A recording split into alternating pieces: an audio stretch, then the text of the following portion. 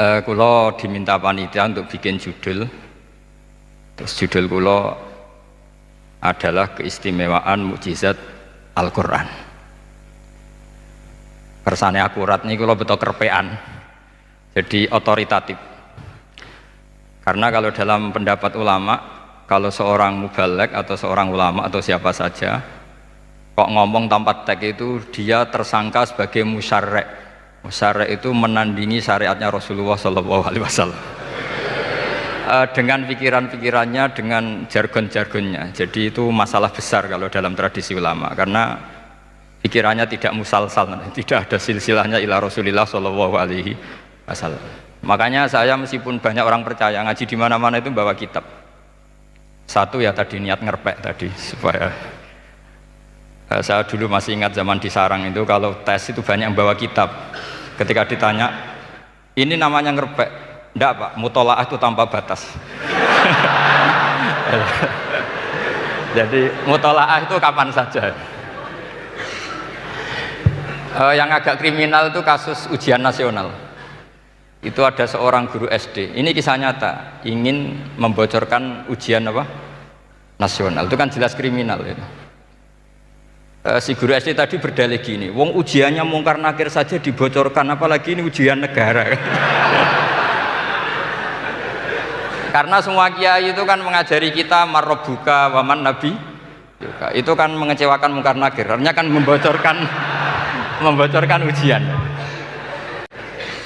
Singkat cerita, kiai tadi itu, guru tadi, kalau nggak percaya tanya Gus Bah. Akhirnya rombongan guru SD tanya ke saya, apa betul Gus ujian boleh dibocorkan? Analoginya kiai-kiai bocorkan ujiannya siapa? Mungkar nakir.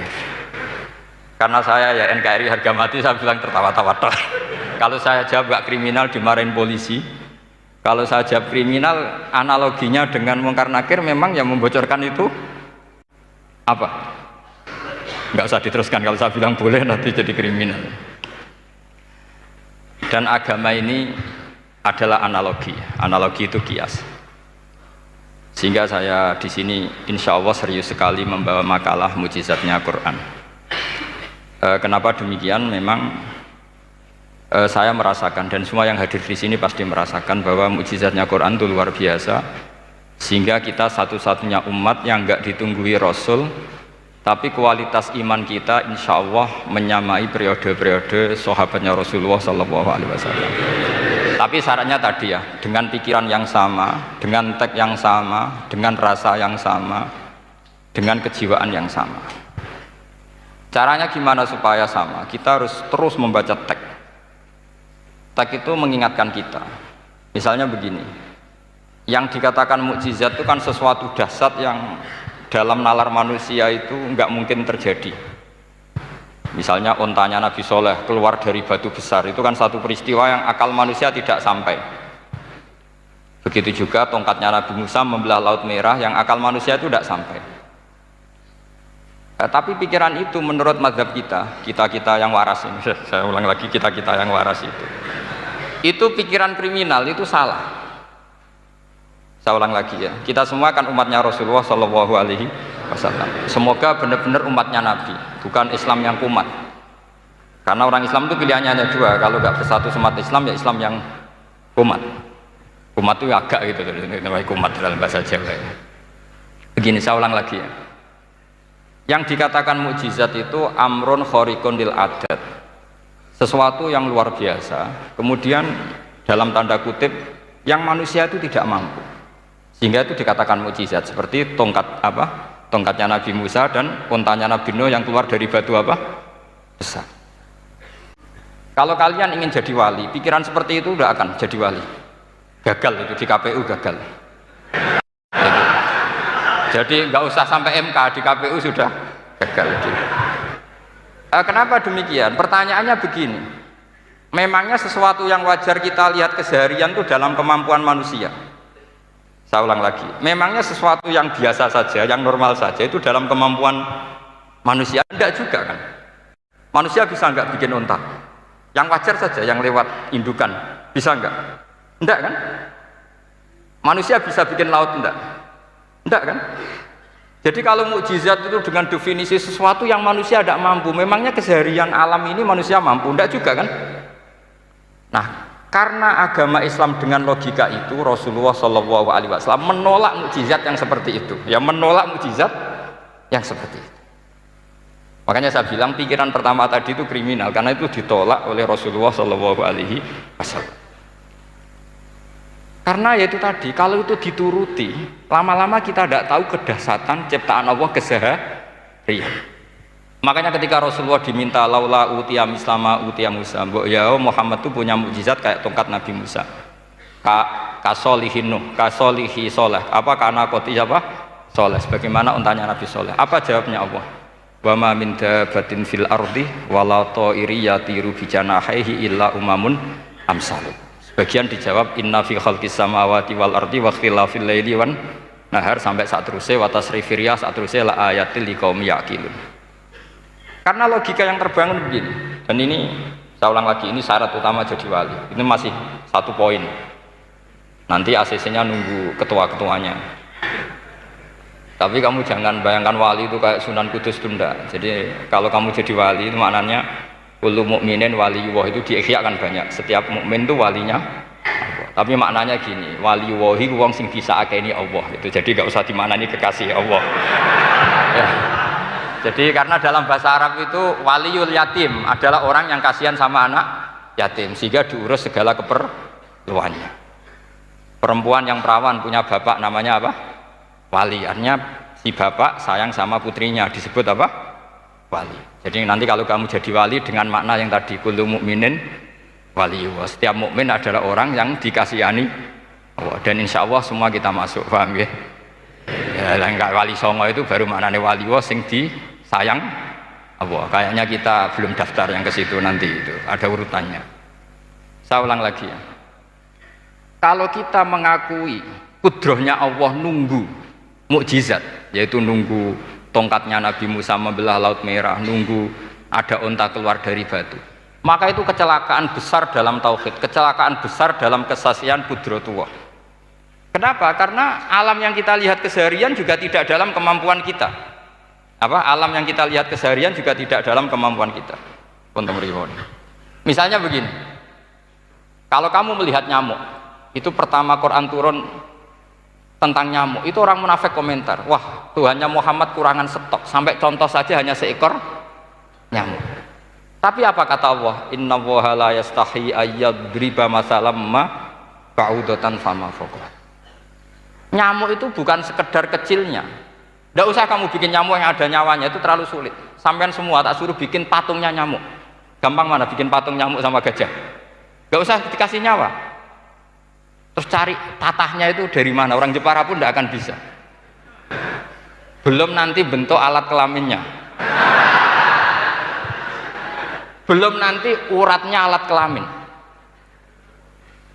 belum nanti punya jantung, jantung punya urat, jantungnya nyamuk juga punya kuman, kumannya juga punya organ tubuh, organ tubuhnya punya urat. Apa itu tidak lebih dahsyat ketimbang tontonan mukjizat yang diperagakan para nabi-nabi sebelum Rasulullah Shallallahu Alaihi Wasallam?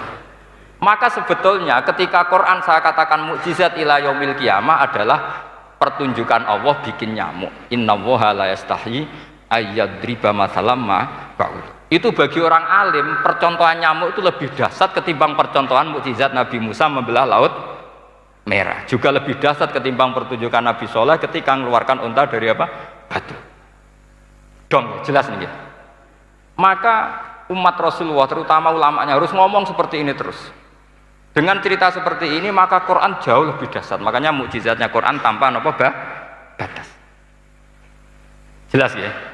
Makanya kita harus bertobat secara masif, mengatakan kedahsyatan adalah nunggu sesuatu yang khariqun lil ada, bahwa yang kita lihat keseharian adalah semua di luar kemampuan kita. Lah kita ini kan keliru, yaitu tadi, wah unta keluar dari apa? Batu. Laut Merah terbelah, ini dahsyat, manusia tidak akan mampu. Memangnya manusia pernah mampu bikin laut? Memangnya manusia pernah mampu bikin nyamuk? Memangnya manusia pernah mampu bikin telur ayam? Karena keseharian seakan-akan ini tidak ayatnya Allah Ta'ala. itu kebodohan. Makanya tidak mungkin jadi wali. Yang jenis seperti ini ya gak jadi wali. Sama tenang saja, nanti saya paling nggak sampai 1 jam karena saya tidak biasa ngaji umum. Saya mau itu karena hormati mbah saya, karena buyut saya itu orang Damaran, namanya Mbah Hafsah.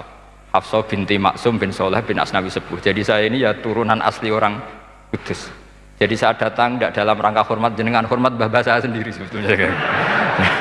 Jadi jenengan tidak punya hak adami sama saya, karena saya datang tuh hormat mbah saya. Tapi saya ingin melatih iman yang benar.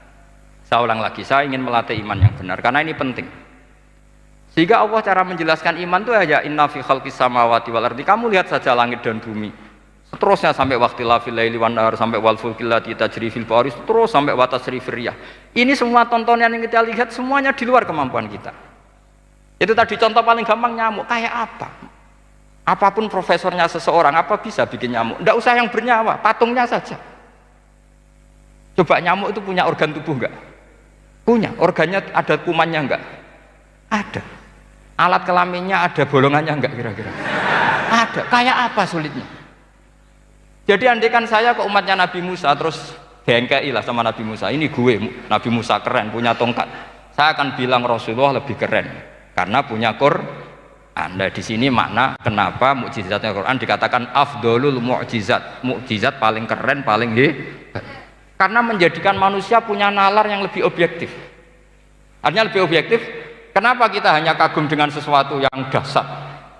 Dengan alasan kita tidak mampu. Memangnya dengan hal-hal yang keseharian kita mampu? Tidak juga kan? Jelas ya? Mohon bener nih ya? Mohon bener gimana ini? Mohon gini malam selai didandani bareng-bareng. Mohon bener ya? Sehingga iman di era Rasulullah SAW itu gak lagi butuh sesuatu yang khariqun lil. Kedua pertimbangannya Rasulullah Muhammad SAW, mukjizat yang khariqun lil adat itu resikonya lebih tinggi untuk tidak abadi. Nanti saya bacakan takbirnya. Misalnya tongkatnya Nabi Musa itu hanya disaksikan oleh orang yang di era itu pun yang kebetulan menyaksikan. Saya ulang lagi ya, resiko mukjizat mahsusah istilahnya, mukjizat yang bisa dilihat dengan indera, itu resikonya hanya dilihat orang yang di saat itu menyaksikan. Gimana? Ini prosedur agak gaul nih. Nggih peci, mboten. Terus gimana? Oke. Saya teruskan lagi ya. Niki mau normal nih. Mboten kebanteran nih. Mboten kebanteran nih. Saya ulang lagi ya. Jadi yang dikatakan mukjizat itu seringnya kan dikasih definisi satu pertunjukan yang di luar kemampuan manusia. Sehingga tongkat Nabi Musa membelat laut merah disebut apa? Mukjizat. Ontanya Nabi Soleh keluar dari batu disebut apa? Terus lucunya disebut alasannya karena manusia tidak mampu. Memangnya manusia mampu bikin onta normal yang lewat indukan? Mampu enggak? Enggak. Artinya umatnya Rasulullah lebih sering melihat kekuatan Allah Subhanahu wa ta'ala kulla waqtin wa khinin, setiap saat, karena cara berpikir sudah dibenahi Al-Qur'anul Karim. Paham ya? Maka untuk jadi wali umatnya Nabi itu lebih mungkin karena melihat kedahsyatan Allah setiap saat. Tidak usah nunggu sesuatu yang super kayak apa? Kan filakil bahri, sebagaimana laut terbelah oleh tongkatnya Nabi siapa? Musa. Terus ketiga, kalau logika mukjizat gini itu terus menerus seperti yang dialami Nabi Musa, resikonya adalah umat selalu menuntut hal yang aneh-aneh dan melupakan hal yang pokok. Itu lebih bahaya lagi. Misalnya begini contoh gampang, kita ini hidup di bumi setelah sampean belajar ilmu falak atau astronomi atau belajar geologi, planet yang sebesar ini apa, semuanya itu sudah maha dahsyat. Gara-gara kita berpikir butuh kejadian yang aneh, ya gara-gara ingin kejadian yang aneh, mungkin lama-lama Anda ingin cari model hewan yang kepalanya itu di pantat, baru percaya kudrahnya Allah.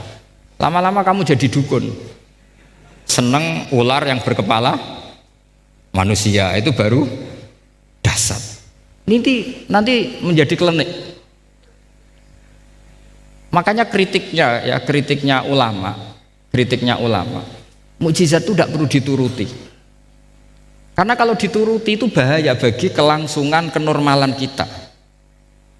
Makanya kata Abdul Hamid Khan, termasuk kitab yang saya kagumi, kata beliau begini, yang menjadikan orang kafir adalah dia nganggep kudrohnya Allah Ta'ala itu bergantung sesuatu yang dahsyat. Dia nggak sadar bahwa keseharian dalam hidupnya semuanya pertunjukan kudrohnya Allah Subhanahu wa Ta'ala. Kayak tadi saya contohkan nyamuk tadi, inna woha la yastahi ayyadriba masalam ma, terusannya ba'udotan fama foko. Kayak apa susahnya bikin nyamuk? Sudah kecil, punya alat kelamin, punya organ, punya urat, lalu dalam tubuhnya juga ada kuman, kumannya juga berorgan. Kebayang nggak Anda bikin seperti itu? Enggak. Dahsyat mana dengan tongkatnya Nabi Musa? Sama-sama berstatus kita tidak mampu sama sekali. Dahsyat mana? Sama kan? Nah, itu yang diinginkan Rasulullah Shallallahu Alaihi Wasallam, dan Al-Quran menggiring kita cara berpikir begitu terus, sehingga Quran cukup menghentikan wa ma min dabbatin fil ardi wala ta'iri yatiru bi janahaihi illa umamun amsalukum. Sebetulnya burung yang setiap hari terbang, yang setiap hari lewat Anda, itu semuanya bukti kekuasaan Allah Subhanahu wa Ta'ala. Tidak usah nunggu kejadian-kejadian super dahsyat. Terus keempat, korbannya para kiai, termasuk saya. Jadi nanti kalau saya tidak bisa haji terbang, wah tidak kiai, tidak bisa terbang. Tidak bisa kayak Harry and Potter misalnya gitu, tidak bisa kayak Harry. Jadi nanti kiai juga dituntut gitu, bisa terbang kayak Aladin. Jadi nanti repot. Semua kebenaran agama bergantung pimpinannya ini punya kedahsyatan-kedahsyatan itu. Akhirnya celakanya apa? Ada orang yang pura-pura dahsyat tapi penipu, kayak kasusnya Dimas Kanjeng. Oh nggih. Mboten apa-apa, sing penting ini lancar mon. Nggih nggih.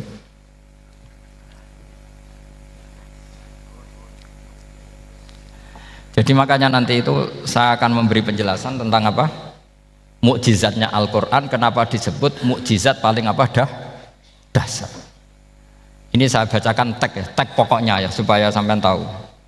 Ini tabaruk sama Imam Bukhari ya. Redaksi yang diriwayatkan Imam Bukhari, qala Nabi sallallahu alaihi wasallam, ini ikut kitab Fadhailil Quran. Ma minal anbiya'i nabiyyun illa u'tiya minal ayat ma misluhu amana alaihil bashar. Wa inna ma kana alladzi utituhu wahyan awhahu wa ilayya fa arju an akuna aktsarahum tabi'an yaumal qiyamah.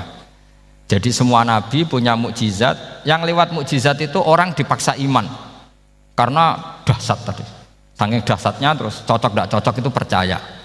Tapi kata Rasulullah, mukjizat saya itu berupa wahyu yaitu Al-Qur'an, dan saya berharap dengan mukjizat itu saya adalah nabi paling banyak pengaruhnya yaumal kiamah, maknanya paling banyak orang yang iman.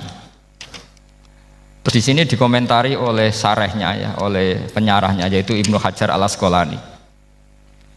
Ya saya baca Arabnya saja. Sama harus pura-pura paham jadi keren. Jangan minta saya terjemah, nanti harus pura-pura paham.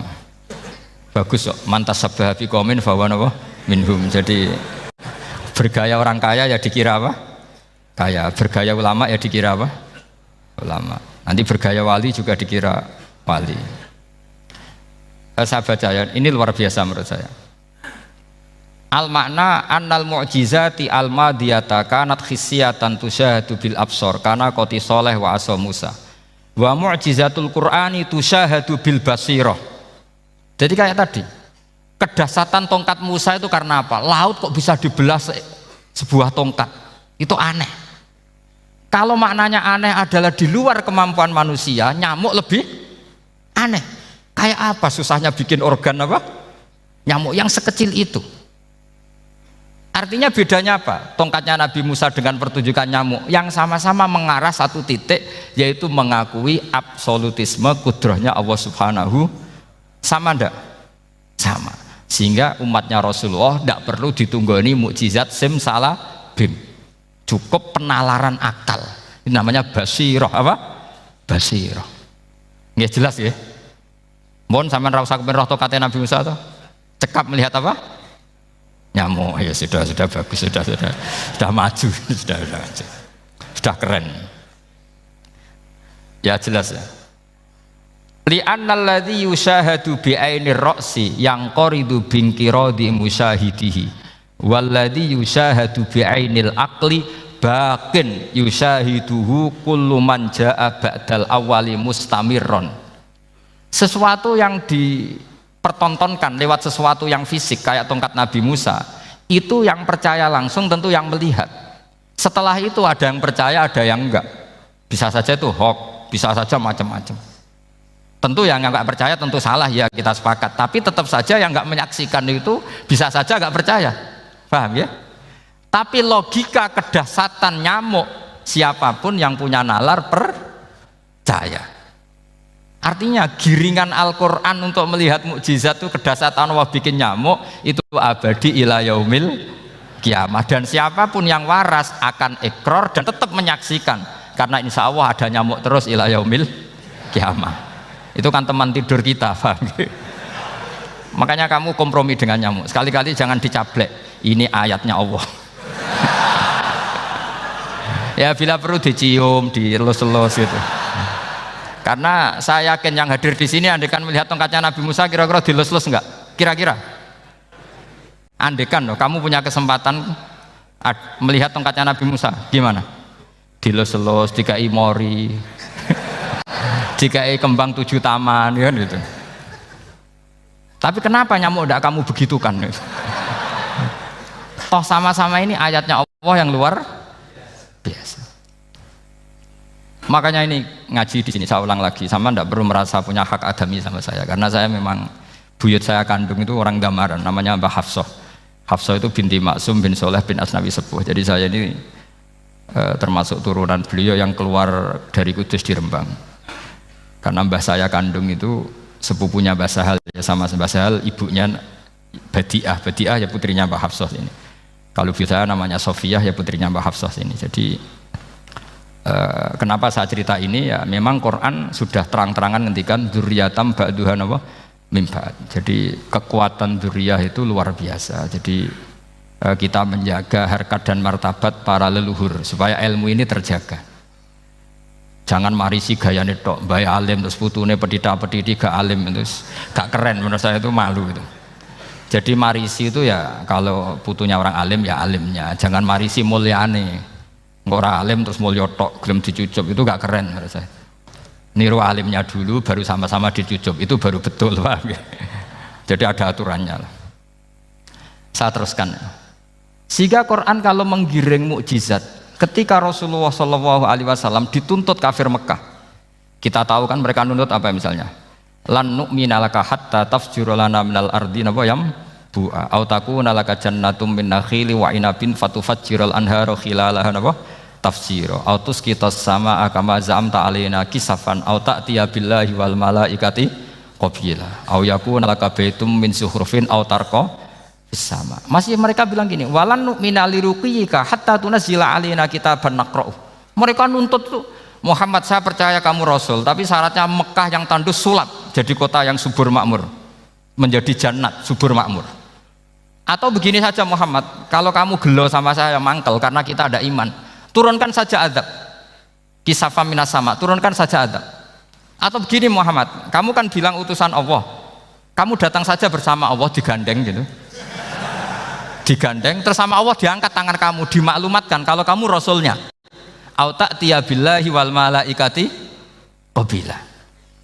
Karena mereka dengan logika yang salah. Yang dikatakan mukjizat itu sesuatu yang seperti itu. Artinya kalau kamu berpikir mukjizat yang seperti itu, berarti Anda turunan kafir Quraisy. Anda turunan apa? Kafir Quraisy. Maka nggak boleh berpikir mukjizat seperti itu.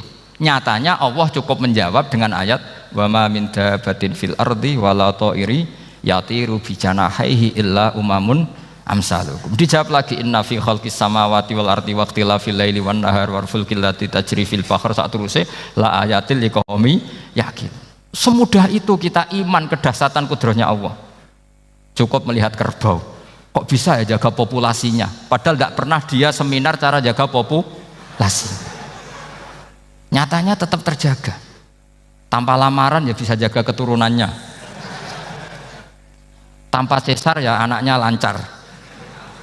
Tanpa sesar kan? Artinya mereka bisa. Karena di sini ada kudratullah. Ada apa? Ada kudratullah. Nah, kalau iman seperti itu, Anda baru betul. Yaitu yang disebut Allah, ya tanazzalul amru bainahunna lita'lamu annallaha ala kulli syai'in qadir wa annallaha qad ahata bi kulli syai'in ilma. Semua urusan di alam raya ini hanya Allah ingin mempertontonkan bahwa saya kuasa. Jadi tidak perlu nunggu yang aneh-aneh.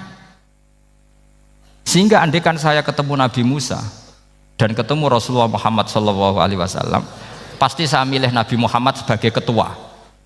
Karena Nabi Muhammad yang bikin sarana iman dengan sarana yang seluas-luasnya, dan sarana ini tidak habis dan ada di mana saja, yaitu sarana ikrar bahwa Allah kudrah dan kudrahnya tanpa batas. Nabi bikin sarana apa saja, melihat langit, bumi, lautan, nyamuk, hewan, semuanya sarana untuk ikrar kudrahnya Allah Subhanahu wa ta'ala. Sementara Nabi Musa mempertontonkan hanya nunggu mukjizat sing khariqun lil adat.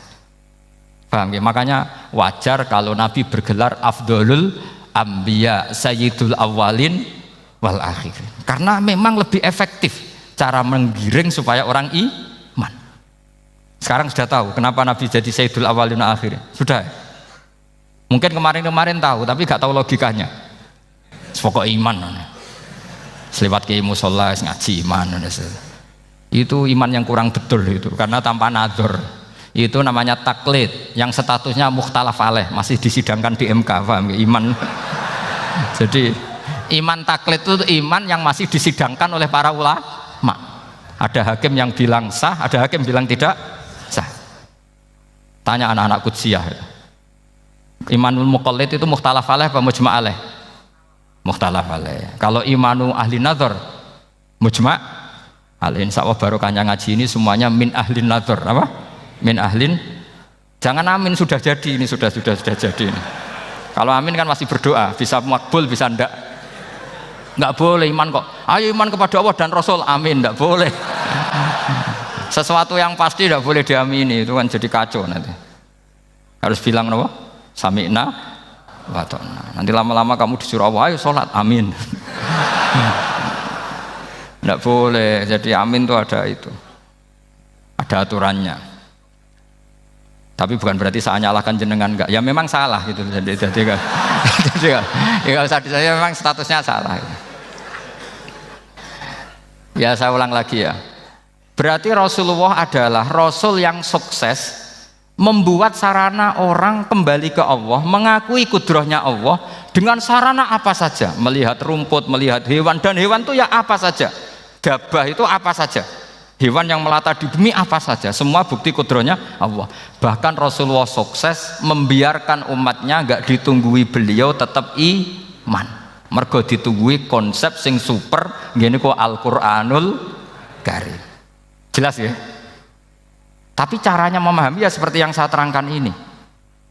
Ya saya baca lagi ya, yang jadi annal mu'jizati, pakai jama' mu'annas salim, annal mu'jizati al-madiyata, mukjizat-mukjizat yang sudah kelewat itu kanat khisiatan, bersifat fisik, tusyahadu bil absor, hanya bisa dilihat dengan mata kepala, karena qoti soleh wa asa Musa, wa mu'jizatul Qur'ani tusyahadu bil basirah.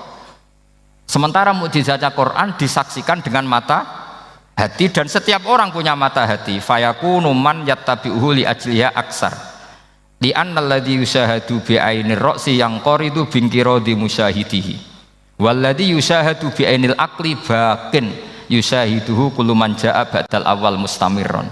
Sesuatu yang dilihat dengan mata kepala, setelah para saksi ini meninggal, maka setelahnya mencari-cari, bisa percaya bisa enggak. Tapi mukjizat yang disaksikan mata hati, siapapun percaya dan sampai ila yaumil kiamat. Dan tentu Quran lebih unggul dalam hal ini. Dan insya Allah kita semua adalah ahli Quran. Yaitu harus punya kesimpulan falam mata bayana lahu qala a'lamu annallaha ala kulli syai'in qadir. Sebagian ayat walita alamu annallaha ala kulli syai'in qadir wa annallaha qad ahata bi kulli syai'in ilma. Itu kenapa mukjizat Al-Qur'an dasar. Itu yang gampang-gampang ya, melihat nyamuk, unta, kerbau itu yang gampang. Anda tak naikkan kelas sedikit menjadi agak ilmiah. Misalnya begini, kamu ahli falak. Misalnya kamu ahli falak. Misalnya kayak Batu Rehan ya. Itu pasti tahu kalau matahari dan rembulan dibikin Allah itu asyamsu wal qamaru bihusban. Bahwa matahari dan rembulan dibikin ini untuk hisab. Walladzi ja'ala syamsa diya'a wal qamara nura wa qaddarahu manazila li ta'lamu 'adadas sinina wal hisab. Sehingga ketika ternyata betul samsiah bisa dihitung menjadi tahun samsiah yang oleh bahasa milenial disebut Masihiyah. Sayyidina Umar agak tersinggung. Sebetulnya yang namanya hisab itu tidak ada hubungannya dengan Masehi dan Hijriah, itu tidak ada. Semua berdasar matahari atau apa? Rembulan. Lah sialnya yang samsiah ini oleh bahasa internasional disebut apa? Masihiyah. Makanya Sayyidina Umar marah terus bilang ya sudah kalau gitu Qamariyah bikin apa? Hijriah. Jadi itu sebenarnya nama politik. Sebetulnya kalau objektif yang jadi ukuran ya samsiah sama Qamariyah. Berhubung ini sudah diambil tetangga partai sebelah, akhirnya ya kira-kira gitu loh. Jadi kira-kira seperti itu. Akhirnya kita namanya apa? Hijriah, apa samsiah sama apa? Hijriah. Sebetulnya yang asli ya samsiah, Qamariyah. Tapi nggak apa-apa lah. Dunia itu mesti ada politiknya. Lah yang repot orang-orang fanatik hukum pakai bahasa nasional itu repot. Jadi misalnya kematian Yesus Kristus itu mesti Batu Rehan kan nggak percaya. Akhirnya ditambahi kematian Sibeh. Karena kalau bilang iya kan percaya. Makanya ditambahi apa? Sibeh. Karena menurut orang Islam berkeyakinan Nabi Isa itu nggak terbunuh. Maka ditambahi apa? Sibeh. Saya dulu pernah usul. Karena beliau itu kalau manggil bahasa itu bude, jadi saya pernah sowan usul. Mbak ditulis gini saja, Mbak. Kematian Yesus dalam kurung katanya. Tapi mungkin terlalu vulgar ya. Jadi akhirnya dibikin apa? Sibeh. Di kalender Kudus kan apa? Sibeh ya, ditambahi Sibeh. Ya nggak apa-apa lah. Yang penting keyakinannya masih benar gitu. Jadi masih benar. Kalau usulan saya terlalu ekstrim, masa dikasih apa? Katanya. Ya karena memang begitu kan, kita berkeyakinan Nabi Isa itu gak terbunuh. Wa ma qataluhu wa ma sholabuhu walakin syubbihalahu. Jadi ini saya teruskan. Ini paling masih seperempat jam ini. Kalau kelamaan sampai dolim itu ganggu kiai lama-lama gitu. Saya tadi sudah bilang sama panitia, orang Indonesia itu gak sopan. Kalau suka kiai itu didatangkan. Itu agak masalah sebetulnya. Dalam etika itu masalah. Kalau seneng kiai ya sowan ngaji. Jangan sowan di dalam, itu ganggu ya, sowan ngaji saja. Dulu Imam Malik itu anaknya raja itu, Imam Malik itu seangkatan dengan Harun Ar-Rasyid. Makanya jangan berharap kalau saya gampang diundang. Bukan karena saya sombong, memang etikanya seperti itu. Jadi Imam Malik diminta datang ke istana untuk ngajar anak-anaknya Harun apa? Ar-Rasyid. Masyhur Imam Malik tersinggung terus kata bilang, al ilmu yu'ta la ya'ti. Ilmu itu disowani bukan sowan. Akhirnya Harun Ar-Rasyid minta anak-anaknya datang ngaji ke Imam Malik. Itu anak presiden. Imam Malik berani, al ilmu yu'ta la ya'ti. Tapi kalian beruntung karena saya hormat sama mbah-mbah saya di sini. Wong makom buyut saya itu ya berarti apa ya? Selatannya makamnya saya Ja'far Shadiq itu di situ kan ada makamnya Mbah Soleh, Mbah Maksum, itu mbah-mbah saya. Nah, makanya dulu saya ngaji di sini lama di Damaran itu.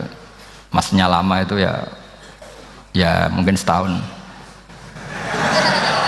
Karena saya memang mulai kecil di sarang, sampai sekarang saya masih ngajar di sarang. Tapi dulu cukup ya, karena saya kesini sudah hafal Quran, jadi hanya setor setiap hari satu juz, jadi cepat lah. Saya tidak punya masalah ingatan, alhamdulillah, jadi cepat hafal. Saya terangkan lagi ya, ini penting ya, masalah mukjizatnya Quran. Selama ini orang tuh mau bilang tok, mukjizatnya Quran itu dahsyat, tapi nggak bisa menerangkan, itu masalah. Makanya kita harus bisa menerangkan mukjizatnya Al-Quran dahsyat itu apanya. Yaitu tadi, tongkatnya Nabi Musa hanya disaksikan oleh orang yang di era itu. Toh tujuannya mukjizat adalah diakui kemudian orang menjadi iman. Lalu Rasulullah SAW beliau sudah intaqala ila rafiqil a'la. Tapi konsepnya Quran menjadikan orang yang nggak ditunggui beliau tetap iman ila yaumil kiamah. Itu yang maksud fa'arju an aku na aktsarahum tabi'an yaumal kiamah. Mukjizat saya itu cukup Quran kata Nabi, dan dengan mukjizat itu orang akan iman ila yaumil kiamah. Caranya seperti ini. Karena tadi sedahsyat-dahsyatnya mukjizat tujuan utama orang terdikte supaya ikrar ngakui kudrohnya Allah. Lah ngono kok ngenteni tongkat sakti lah opo, cukup deloknya mau. Paham ya? Jelas ya? Alhamdulillah, mau naik kelas ini sudah benar, ini sudah benar. Terus kedua begini, kedahsyatan Quran lagi. Quran itu bisa merunut, mentartibkan logika. Bahkan logika ini logika yang universal. Siapa saja merasakan logika itu.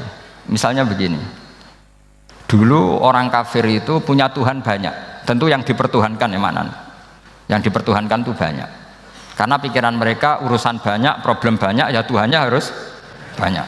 Ada BPKB 3D kan, istri cerewet, macam-macam lah, itu kan problemnya banyak, maka Tuhannya harus banyak. Karena Tuhan itu maknanya penyelesai masalah. Sehingga kalau masalahnya banyak, Tuhan harus banyak. Ketika Rasulullah membawa konsep satu Tuhan, mereka janggal. Makanya mereka bilang, aja'alal alihata ilaha wahida inna hadza la syai'un ujab. Masa Tuhan satu, ini aneh, nggak bisa. Tuhan harus banyak, karena masalah kita banyak. Itu terpatri, di otak mereka terpatri. Lalu Nabi dengan santai diajari Allah menerangkan, andaikan kalian punya majikan banyak dan perintahnya beda-beda, kamu suka enggak? Ya enggak suka, mat, enggak enak. Punya majikan banyak itu udah enak. Milih mana majikan banyak sama satu? Satu aja, mat. Tuhan kamu adalah majikan kamu. Kalau banyak kamu bingung. Ya mat, satu aja mat. Itu segampang itu. Jadi menggiring, Tuhan itu kan bos kita, tuan kita. Kalau banyak berarti yang memerintah kita banyak, dan bisa konflik bos-bos kita ini karena berebut anak buah tadi. Akhirnya mereka, kalau kamu punya majikan banyak dan perintahnya beda-beda, semuanya minta dilayani, kamu pusing enggak? Ya pusing, mat. Minta mana? Majikan banyak sama satu? Satu saja, Muhammad. Ya Tuhan kamu adalah atasan kamu, maka harus satu. Mereka faham. Oke, mat, Tuhan satu. Itu yang dimaksud dorobawaw matalar rojulan fihi syuraka umutasyakisuna wa rojulan salamal lirojul hal yastawiyani masalah. Langsung alhamdulillah. Karena mereka yang paling bodoh pun faham dengan logika itu, faham. Kalau Tuhan banyak, perintahnya banyak, kita repot. Maka Allah bikin satu masalan, yaitu rojulan fihi syuraka umutasyakisuna wa rojulan salamal dirojul. Satu lelaki, satu bos, satu perintah. Kayak apa mudahnya Allah. Kemudian mereka tetap menuhankan Lata, Hubal dan Uzza karena mereka dipertuhankan. Sebenarnya nggak pernah Tuhan, tapi dipertuhankan. Allah memberi contoh itu sederhana sekali. Wa daraballahu mathalan rajulaini ahaduhuma abkam la yaqdiru ala syai'in wa huwa kallun ala maulah aina ma yuwajjihu la ya'ti bi khair hal yastawi huwa may ya'muru bil adl. Kata Rasulullah, Lata itu menurut kamu apa? Ya Tuhan kami. Muhammad, Hubal ya Tuhan kami. Uzzah ya Tuhan kami. Lalu kalau mereka kotor ya saya mandikan, kalau hidungnya coplok ya saya tata. Terus kata Rasulullah begini, kamu mau nggak punya budak atau pembantu yang buta, tuli, bisu? Kamu mau nggak punya pembantu? Pembantu loh ya, pembantu itu budak zaman dulu. Kamu mau nggak punya pembantu yang buta, yang tuli, yang bisu? Wah gak doyan mat, nggak apa pembantu ngono. Lah pembantu saja kamu tidak mau yang gitu kok malah punya bos begitu. Orang yang tuli, yang bisu, yang kopok, jadi pembantu saja nggak layak kok malah jadi pangeran. Paham ya? Arca dan berhala itu kan nggak bisa apa-apa. Kamu mau gaji ngasih THR pembantu yang kopok, bisu, picek, mau? Wong jadi pembantu saja nggak sah kok mau jadi apa? Tuhan atau jadi majikan. Jadi Allah bikin contoh gampang sekali. Wa daraba masalan rajulaini ahaduma abkam la yaqdiru ala sa'in, enggak bisa apa saja. Wa wakallun amala maulah, anane ngrepoti tok. Ainama yuwajjihu la yati bi khair. Mudah sekali. Akhirnya mereka berbondong-bondong iman karena logikanya ditata oleh logika Al-Qur'an. Makanya agama ini sebenarnya enggak pernah datang dengan kekerasan, itu enggak pernah. Bil hujjah, dengan argumentasi. Itu disebut qul falillahil hujjatul balik. Nah sekarang orang rapati soal argumentasi, senengannya neror. Nah, itu rapati ngaji. Sebenarnya agama ini mudah. Ad-dinu yusrun, agama ini mudah, logikanya gampang. Untuk tidak menuhankan Yesus atau Isa, Quran juga datang dengan penjelasan yang enggak jelimet, yang gampang saja. Kata Allah, mal masihu ibnu maryam illa rasul qad khalas min qablihir rusul wa ummuhu siddiqah kana yakulanit. Kok arani pangeran piye? Nek mangan ya lesu. Kamu kebayang enggak misalnya punya Tuhan terus mbok gratisi pas marung. Terus kamu bangga, alhamdulillah tadi habis ngratisi Tuhan. Tadi kelihatannya kelaparan, tak gratisi, senangnya bukan main. Kamu mau punya Tuhan yang seperti itu? Mau? Enggak mau kan? Allah menjelaskan kana yakulanit. Kuduyan sego, artinya nak orang mangan yo lemes. Pas kamu minta ternyata Tuhannya baru lemes. Jadi Quran itu tidak sinis enggak, tapi menggiring logika bahwa ini tidak mungkin Tuhan. Wong kana ya kulanit toh. Gampang kan? Itu gampang. Gampang sekali, logika Quran itu gampang sekali. Dan masalahnya kita sekarang tidak mengkaji Quran yang sisi ini. Ya termasuk kritik kita ya, tapi ya sudahlah, ini dunia ya macam-macam. Ono sing ngaramno lomba, ono sing mendukung lomba, macam-macam. Saya tidak dalam posisi mendukung dan menolak. Saya 0-0, jadi tidak ke kanan tidak ke kiri dalam konteks tadi. Karena ya sudahlah, itu sudah takdir, semuanya takdir. Ada yang setuju ke lomba, ada yang mengharamkan apa? Lomba. Tapi sebetulnya kalau kita berpikir Quran diturunkan ya untuk yang saya terangkan ini, menjaga logika agama al-hujjah al-balighah ila yaumil kiamah. Karena kita tidak perlu tongkat lagi Nabi Musa, nggak perlu ontanya Nabi Soleh, cukup dikawal aturan-aturan iman yang cukup mudah dan kita temukan di mana saja ayat-ayat itu, yaitu wa ma min dabatin fil ardi wala ta'iri yatiru bi janahihi illa umamun amsalukum, atau inna fi khalqis samawati wal ardi, dan seterusnya. Nah, cara berpikir gimana Gus? Gampang tadi. Kalau tongkat Nabi Musa membelah laut adalah hal yang kita tidak mampu, memangnya kita mampu bikin langit bumi? Tidak mampu kan? Berarti ini sudah cukup menjadi ayat kekuasaannya Allah. Jelas kan? Maka mukjizat Quran ini mengawal umatnya Rasulullah SAW ila yaumil kiamat dengan logika seperti itu. Seorang lagi dengan logika seperti itu. Maka ulama enggak boleh berhenti seperti saya ngomong terus seperti ini. Makanya ngendikane Allah, lam yakunil ladzina kafaru min ahlil kitabi wal musyrikina munfakina hatta ta'tiyahumul bayyinah. Bayyinah itu apa? Rasulun minallah yatlu suhufam mutahharah. Orang kafir semuanya, kata Allah, baik berkategori kafir musyrik maupun kafir ahli kitab, itu tidak akan tercerabut dari akar kesalahan mereka, dari cara berpikir mereka, hatta ta'tiyahumul bayyinah, sehingga datang satu kejelasan yang jelas welo-welo. Itu apa? Rasulun minallah yatlu suhufam mutahharah, yaitu rasulnya Allah yang membaca sahifah-sahifah suci, manane Al-Qur'an.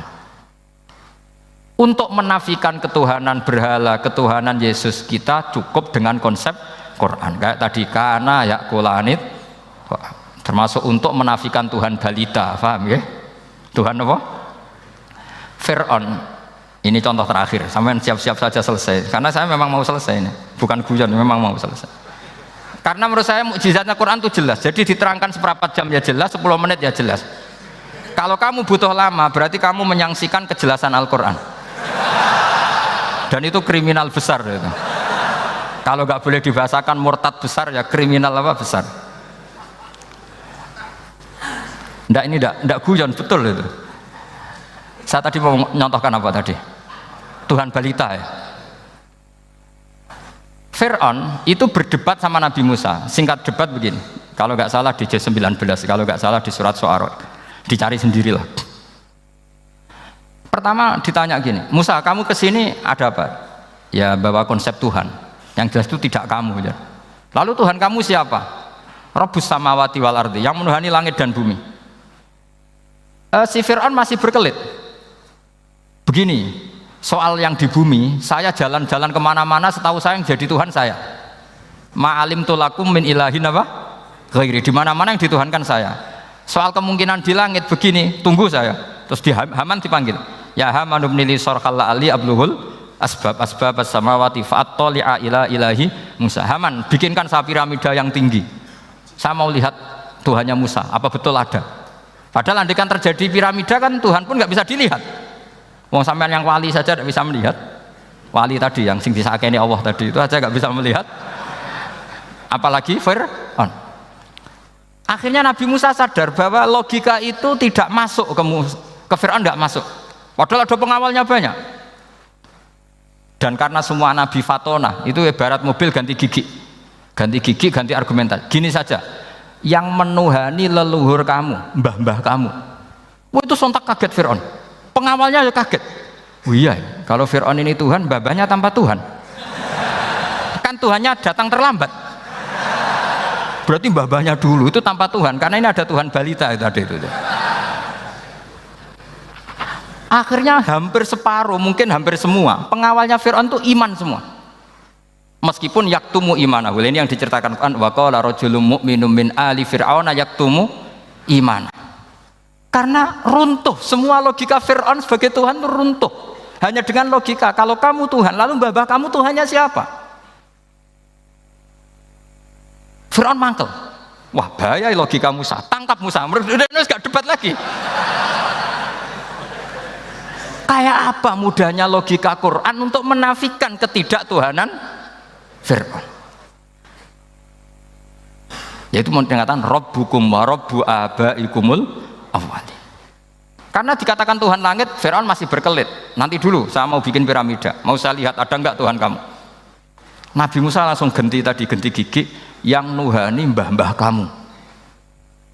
Nah, orang kan masih pikir, ini kalau Tuhan betul, lalu orang-orang dulu Tuhannya siapa? Kan Tuhannya datang terlambat. Nah itu lagi-lagi, dan kita baca Quran itu ila yaumil kiamah. Makanya tidak ada umatnya Rasulullah SAW kemudian imannya itu ada syak, nggak ada sama sekali. Karena dzalikal kitabu la raiba fihi mir rabbil alamin. Ya, mohon cekap ya. Mpun gampang dong. Masalah sama kalau masalah. Jadi karena kebenaran Quran itu adhar wa adhar, sangat jelas. Sehingga nggak perlu butuh orasinya saya. Sebenarnya nggak perlu. Saya yakin, sampean sebelum saya terangkan ya sudah iman, sudah betul. Ini kan akal-akalan saja saya dimanfaatkan. Karena ya menurut saya itu ya sudah adharu min samsi dhahira kalau dalam bahasa Arab. Kebenaran sejati itu lebih jelas ketimbang matahari di siang hari, karena ya tadi logika. Ya saya tambah satu contoh lagi, semoga ini selesai betul. Kemudian Quran misalnya gini, sampean tak bedai, kamu bisa melihat itu karena apa? Ini misalnya apa? Kertas yang saya bawa ini kan kuning, kamu bisa melihat itu karena apa? Mata kan? Nah itu masalah. Karena melihat kamu dengan mata, sekali ini tak tutupi, kamu tidak tahu. Atau kamu jauh menjadi tidak tahu. Karena mata bisa terhalangi oleh jauh atau tertutupi. Beda dengan Allah. Allah itu kalau merumuskan tahu itu bukan karena melihat, karena menciptakan. Makanya Allah bilang ala ya'lamu man khalaqa. Apakah tidak tahu orang yang membuat? Misalnya ini, kertas ini kuning. Sama saya tak tutup begini. Kemudian kitab ini tak tinggal, saya datang ke Jakarta. Saya tetap tahu enggak kalau dalam ini ada kertas kuning? Tahu, karena saya yang menciptakan. Paham ya? Kamu bangun satu bangunan, di dalamnya ada besi ukuran sekian. Di situ kamu menyimpan emas setengah kilo. Setelah kamu pergi kemana-mana masih tahu enggak? Tahu, karena kamu yang menciptakan. Sehingga ketika kita janggal, masa Allah pirsa semua alam ini? Logikanya gampang, masa yang bikin tidak tahu? Makanya Allah bilang ala ya'lamu man khalaqa. Paham ya? Jadi gampang sekali. Mukjizatnya Quran itu gampang sekali. Nak raro kebangetan gitu.